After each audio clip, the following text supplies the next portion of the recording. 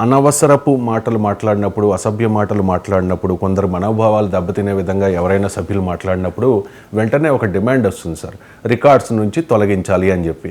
వాస్తవంగా ఇది రికార్డ్స్ నుంచి తొలగించాలనే డిమాండ్ చేసినా, బీర్లా ఐలయ్య కాంగ్రెస్ సభ్యులు చేసినా రికార్డ్స్ నుంచి తొలగించారా లేదా అనేది నాకు సమాచారం లేదు. కానీ రికార్డ్స్ నుంచి తొలగించి ఉపయోగం ఏముంది సార్? మొత్తం అన్ని చోట్ల మీకు అనవసరమైన అంశాలు రికార్డుకి తొలగించారు.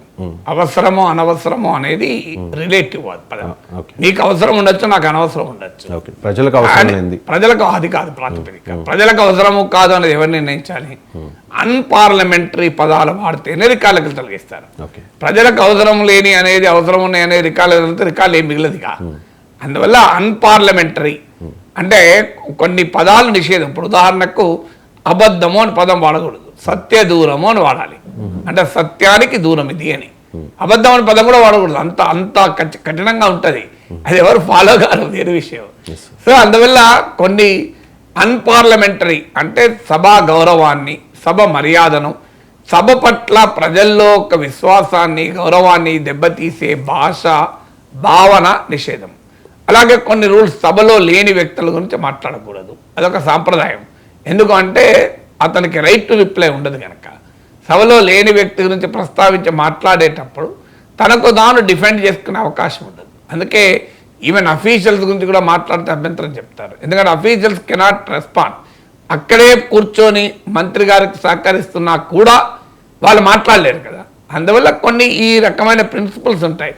సభలో లేని వ్యక్తుల గురించి మాట్లాడకూడదని అని అప్పుడు రికార్డులకి తొలగించడం లేదు. వ్యక్తిగతమైన అసభ్యకరమైన దాడి అంటే మీకు అమర్యాదకరంగా మాట్లాడినప్పుడు ఇవి అన్పార్లమెంటరీ అంటారు. ఈ ప్రిన్సిపల్ ఎప్పుడు వచ్చింది అంటే ఈ 24 hour టెలివిజన్ లేని సమయాల్లో వచ్చింది.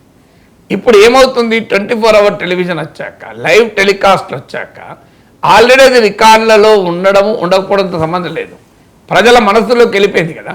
రికార్డులకి తొలగించిన దాన్ని వాస్తవంగా ప్రచురించకూడదు, వాస్తవంగా మనం టెలికాస్ట్ కూడా చేయకూడదు. అది కంటెంప్ట్ ఆఫ్ లెజిస్లేచర్ అవుతుంది, అది సభా హక్కుల ఉల్లంఘన అవుతుంది. ఒక్కసారి స్పీకరు రికార్డులకి తొలగించాం, ఎక్స్పాంజర్ ఫ్రమ్ రికార్డ్స్ అన్న తర్వాత దాన్ని ఎట్టి పరిస్థితుల్లో ఆ బైట్స్ వాడకూడదు, ఆ మాటలు కూడా రాయకూడదు. ఇది అందుకే రికార్డులు తొలగిస్తారు. రికార్డులకు వాళ్ళు ఎందుకు తొలగిస్తారు అంటే సభలో రికార్డులు తొలగించాక మనం టీవీలో చూపెట్టి పేపర్లో రాసుకుంటే ఏమొస్తుంది. అందుకే మీరు ఇది ఈ ప్రశ్న పెడతా అన్నప్పుడు ఆ బయటలో ప్లే చేయాలా వద్దా అన్నప్పుడు నేను ధర్మమీమాంస వ్యక్తం చేసింది అందుకే. అందులో అయితే అన్ని టీవీ ఛానల్లో వస్తున్నాయి, మీడియాలో వస్తున్నాయి అన్నా కూడా నేను ఒక సభలో సభ్యుడిగా 8 ఏళ్ళు ఉన్నవాడిని. అందువల్ల సభా నియమాలు తెలిసిన వాడిని, parliamentary procedures and practices Kaul and Shakdher పుస్తకాన్ని క్షుణ్ణంగా చదివిన వాడిని, సభా మర్యాదలపైన, సభా నియమ నిబంధనలపైన ఎమ్మెల్యేల క్లాసులు కూడా ఇప్పినవాడిని. అందువల్ల నేనే ఎలా చేయాలి అని కూడా భావించాను. కానీ ఆల్రెడీ పబ్లిక్ డొమైన్లో ఉన్నాయి కదా. నేను మీరు ఇప్పుడు నా కార్యక్రమంలో చూపెట్టకపోయినా పబ్లిక్ డొమైన్లో ఉన్నాయి. మనం మాట్లాడుకోవాలి అంటే పబ్లిక్ డొమైన్లో ఉన్నవి మనం చూపెట్టకుండా మాట్లాడితే అర్థం కాదు కనుక కాంటెక్స్ట్ కూడా చూపెట్టాల్సి వచ్చింది. కానీ ఎక్స్పంజర్ ఫ్రమ్ రికార్డ్ అనేది ఇప్పుడు ఈ లైవ్ టెలికాస్ట్ యుగంలో దానికి అంత విలువ లేకుండా పోయింది. అయితే పోస్టరిటీ కొరకు లైవ్ టెలికాస్ట్ వేరు, అసెంబ్లీ రికార్డ్స్ వేరు, అధికారిక రికార్డులు వేరు. అధికారిక రికార్డులు ఏంటంటే చరిత్ర, అది పరిశోధన, అదొక పోస్టరిటీ. అందుకొరకు ఆ రికార్డులకి తొలగిస్తే కనీసం 20 ఏళ్ల క్రితమో, 30 ఏళ్ల క్రితమో, 50 ఏళ్ల తర్వాత, 30 ఏళ్ల క్రితపు అసెంబ్లీలో ఏం జరిగిందని చర్చించేటప్పుడు, పరిశోధించేటప్పుడు ఇవి రికార్డులు ఉండకపోతే ఆ మేరకు ఉపయోగం. కానీ పబ్లిక్ డొమైన్లో ఆల్రెడీ వచ్చేసాయి, సోషల్ మీడియాలో మీములు అయిపోతున్నాయి, ఆల్రెడీ డిస్కషన్లో ఉండిపోయాయి కనుక గతంలో లాగా ఎక్స్పెన్సివ్ రికార్డ్స్కు ఉండే శాంక్టిటీ ఇప్పుడు లేకుండా పోయింది.